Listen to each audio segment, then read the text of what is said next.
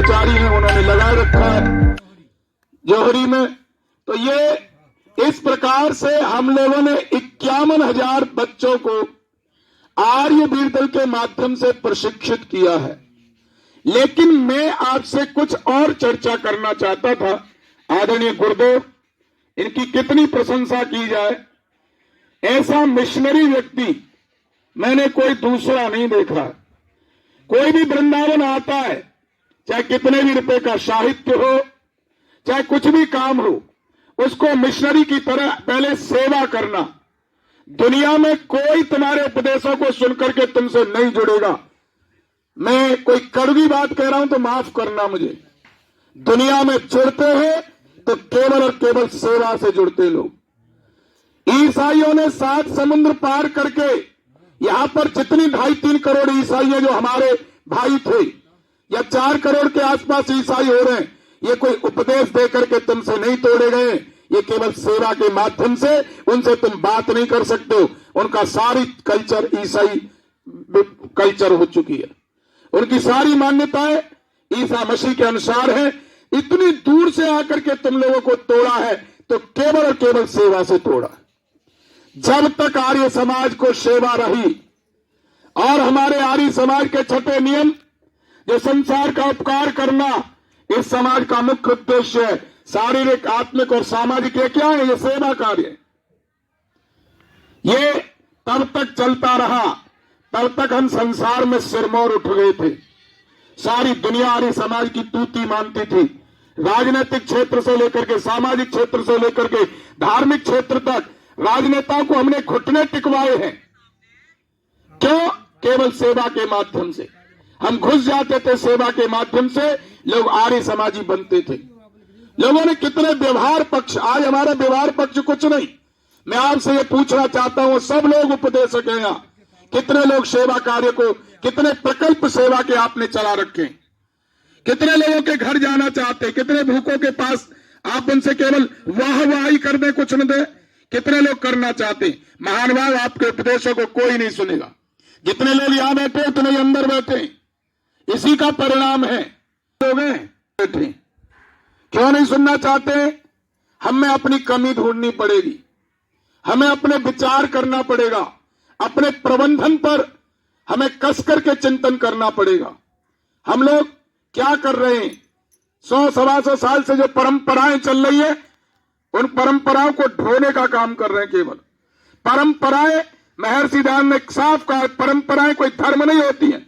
स्वामी दयानंद ने आकर के परंपराएं तोड़ी थी, और परंपराओं के आडंबर में, आवरण में जो धर्म छिपा हुआ था, उन परंपरा के पर्दे को हटा करके धर्म को साफ करके दिया था। क्या हम उन परंपराओं को नहीं धो रहे? क्लास में प्रथम, द्वितीय, तृतीय आए हैं, उनको हमारे पास भेजिए, हम उनका सम्मान करेंगे। अरे 21 प्रमाण पत्र छपवा लो कागज के, 5 रुपए का आता है। 21 पंजे 110, वो 105 रुपए के प्रमाण पत्र छपेंगे अपनी आर्य समाज से। वो योग्य बच्चे हैं, 1 घंटा उनको उपदेश दो। क्रीम मिली न मिली, पूरे स्कूल की क्रीम आई है, चूंकि प्रथम, द्वितीय, तृतीय सेट प्रमाणित है, विद्यालय में नंबर ज्यादा लेकर के आए, और वो 21 बच्चों को आपने अपनी आर्य समाज में उत्सव में बुला करके सम्मानित कर दिया। यदि 105 रुपए से ज्यादा है आपकी, तो 25-30 रुपए के मेडल आते, शील्ड आते 50-50 रुपए के, तो आपने 1100 रुपए भी खर्च किए। और तो वो बच्चे कभी जीवन में आपके आर्य समाज को नहीं भूलेंगे। उन्हीं बच्चों के नंबर लीजिए, आसपास के बच्चों को अपने सत्संग में बुलाने का प्रयास करिए। एक बीमा एजेंट को देखो, वो बीमा के लिए कितने प्रयास करता है। ऐसे ही हमको भी करने पड़ेंगे, नई पीढ़ी लाने के लिए प्रयास करना पड़ेगा।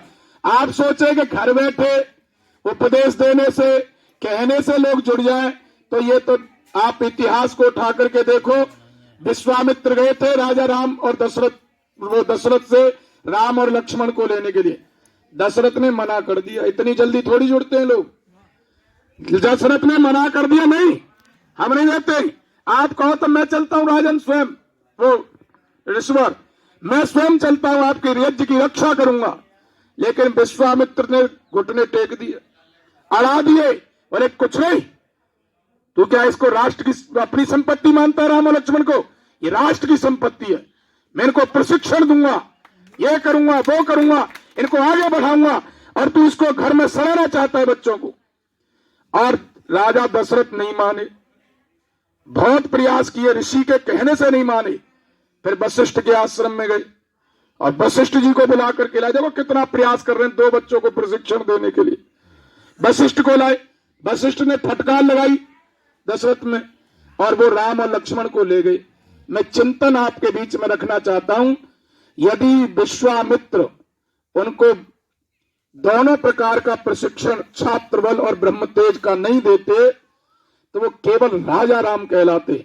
और उन्होंने प्रशिक्षण दिया तो सारी दुनिया में मर्यादा पुरुषोत्तम श्री राम के नाम से जाना जाता है। केवल प्रशिक्षण का है। हम प्रतिभाएं ढूंढ रही है, प्रतिभाओं को हम निकालना नहीं चाहते, निकालिए। आप कहीं भी रहते हैं, तुम्हारे पीछे 4-6 बच्चे युवा नहीं है, क्या जिंदगी है तुम्हारी? अरे तुम्हारे काम में आएंगे प्रत्यक्ष रूप से, तुम्हारे आगे पीछे घूमेंगे। कोई भी अंग ऐसा नहीं उसका व्यायाम न होता हो। बच्चों से निवेदन है कि रोज करें, विद्यालय इसको अपनी पीठी का अंग भी बना ले। इस पीठी को जोरदार ताली बजाए, 1 7 5 तालियां बजाइए। तेज आवाज बढ़ाओ, माइक आवाज बोलो, जोरदार ताली बजाए बच्चों के लिए। के लिए तालियां बजती रहनी चाहिए।